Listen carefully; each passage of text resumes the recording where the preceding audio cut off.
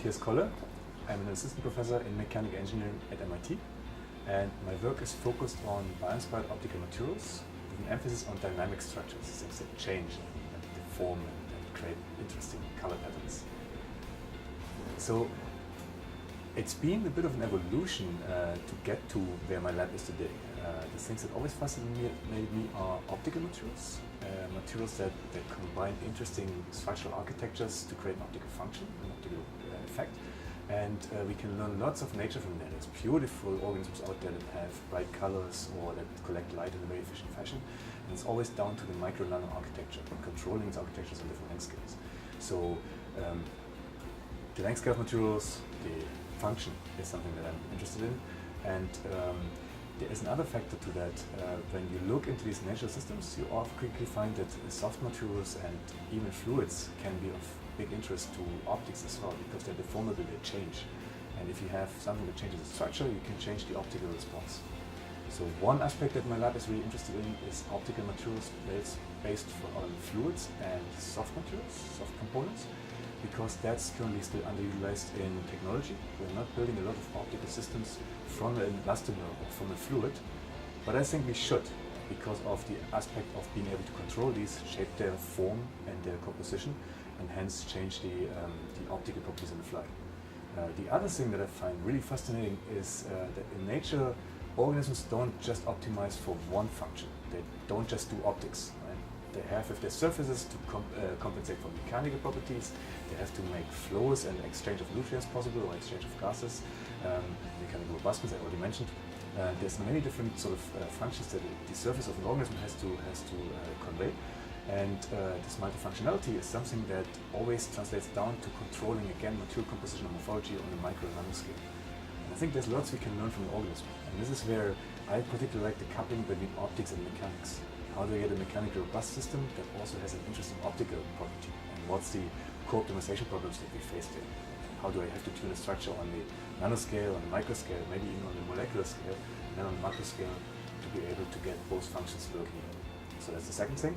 The third thing, and that sort of transpired relatively quickly when I started my lab at MIT, is that while we know a lot about how these structures work in nature, and we know a lot about optics that's synthetically created, we have great advances of humanity in optics over the last 100 years, we don't know yet how nature's organisms form these structures.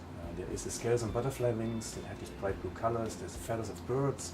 You could look at the skins of cephalopods that have very sort of dynamic adaptation of their coloration, of their shades in underwater environments.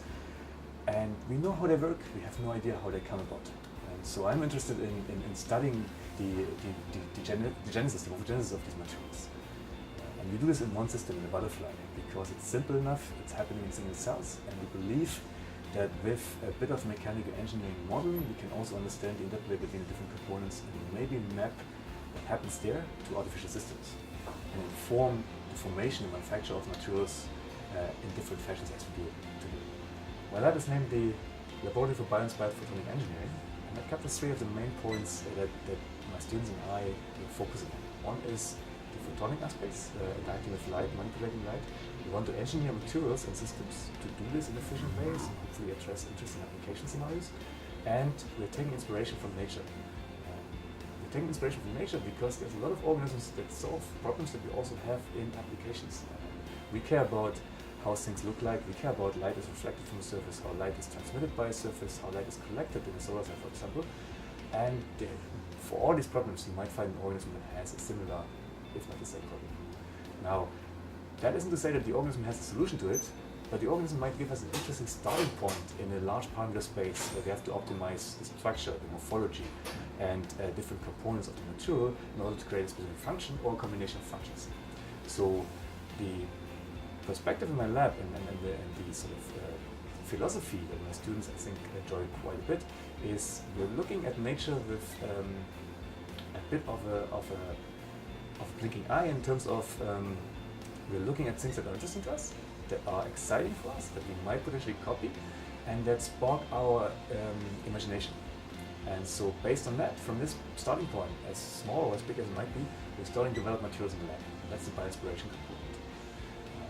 I term it bioinspiration and not biomimicry, because I think when you say biomimicry, you mimic something, you have to stay relatively close to it. And I actually believe that while organisms do exciting stuff, for an application we have to think about what humans need. And then often the solution is quite a bit different from the organism. So bioinspiration allows us to take as little or as much as we want from the organism and then go from there and develop it in a very different direction.